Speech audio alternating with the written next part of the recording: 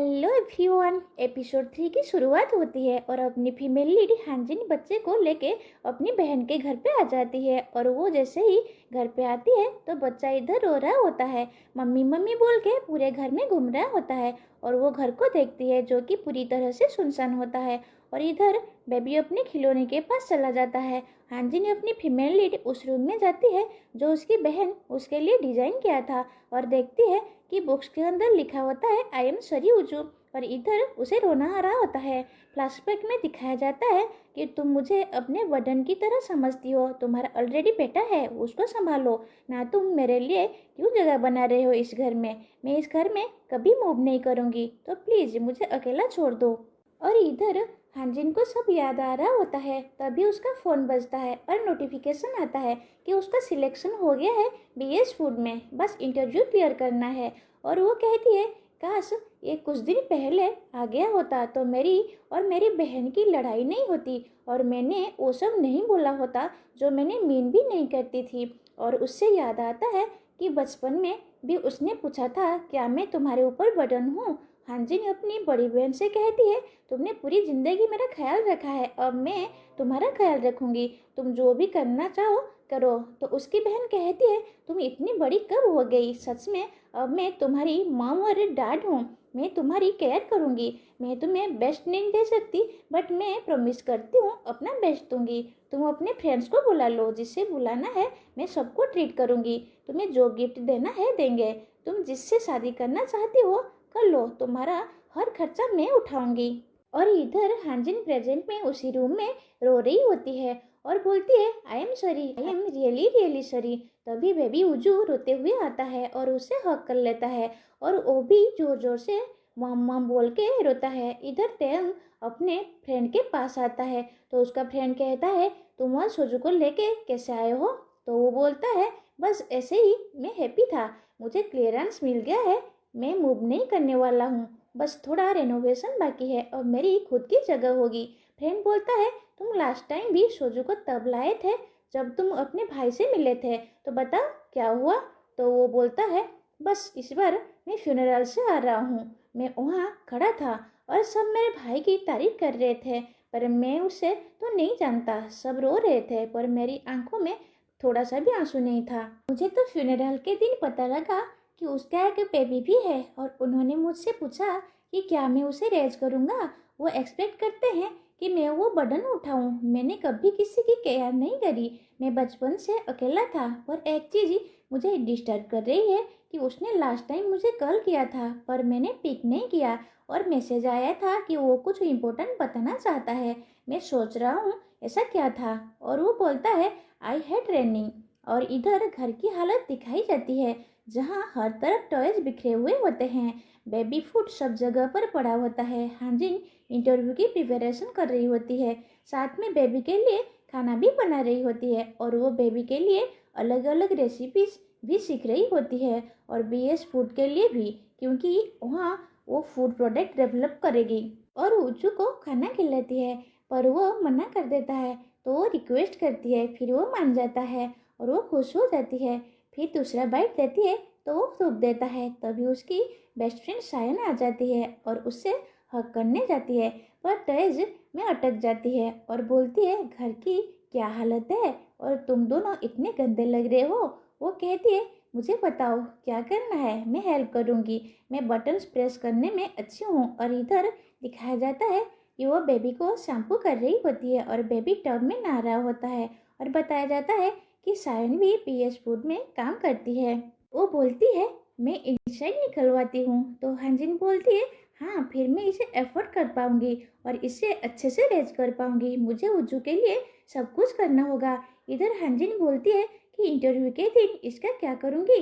तो सायन बोलती है मैं इसका लुकआउट कर लूँगी, तुम तो काम कर रही होगी, 1 घंटे में आ जाऊंगी। कुछ नहीं, मुझे बैंक जाना है और मुझे कुछ खाना भी है, ऐसे करके।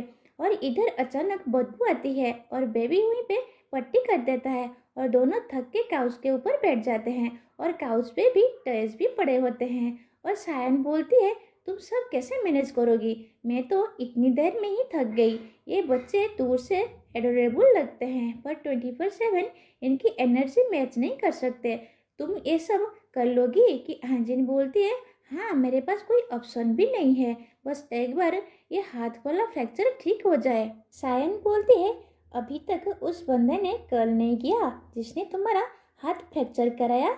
कि नहीं, वो तो उसकी कोई रिस्पॉन्सिबिलिटी नहीं है। तो हांजिन बोलती है, उसकी ज़रूरत भी नहीं है, वो तो अभी मस्त लाइफ जी रहा होगा। और इधर दिखाया जाता है कि तेंग का नया घर बन रहा होता है और पूरी प्लानिंग चल रही होती है। और कंट्रैक्टर से बोलता है, मुझे ये डिजाइन चाहिए। कंट्रैक्टर बोलता है, टाइम लगेगा और रिस्की भी है, नीचे प्लम्बिंग पाइप से है, सरफेस नहीं खोद सकते। पर तेंग बोलता है, कुछ नहीं होगा, आप अपना काम करो, मैं देख लूँगा, मैं अपना परफेक्ट हाउस बनाना चाहता हूँ। और इधर सेकेंड में लेडी यूनसुन इंट्रोड्यूस होता है, फूड प्रोडक्ट्स बना रहा होता है और काफ़ी अच्छी कुकिंग करता है। डॉक्टर किम और सब लोग इम्प्रेस हो जाते हैं और उसके प्रोडक्ट्स अप्रूव हो जाते हैं।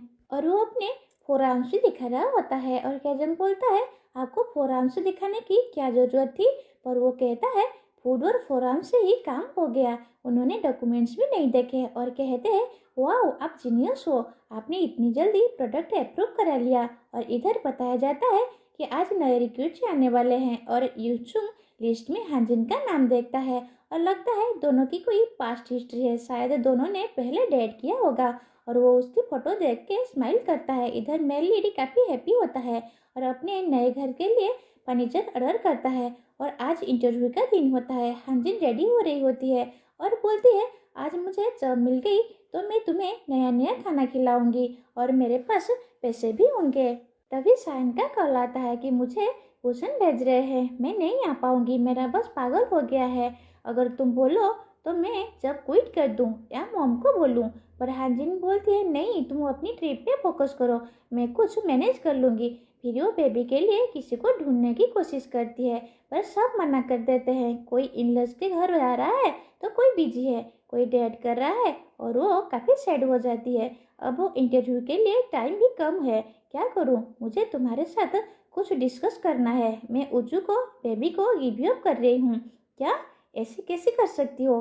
बेबी को कैसे छोड़ सकती हो? और उसे लगता है कि कहीं उसे बेबी को जंगल में छोड़ दिया कि नहीं नहीं।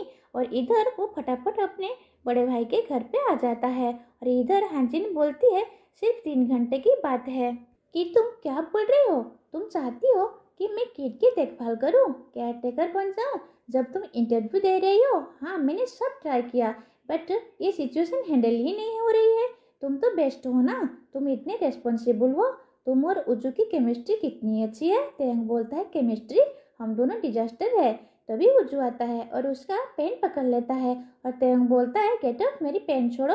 और हांजिन उज्जू को देखकर बोलती है, मत छोड़ना तुम। और फिर कहती है, देखो उज्जू तुमसे कितना अटैच्ड है, सच बोलूं तो तुम माइंड मत करना, बट मुझे अच्छा लगेगा अगर तुम और मैं मिलके उज्जू को रेज करें। कि तुम पागल हो गई हो क्या? मैंने पहले ही बोल दिया है, मैंने उज्जू की केयर नहीं करूँगा और मैं इसका अंकल भी नहीं हूँ, मैं अरफान हूँ। तो हांजिन बोलती है, देखो 3 साल हो गए हमें मिले हुए और आजकल के ज़माने में अगर लड़का लड़की 2 रात भी बिता लेते हैं साथ में तो उनके पीछे कुछ ना कुछ हो ही जाता है।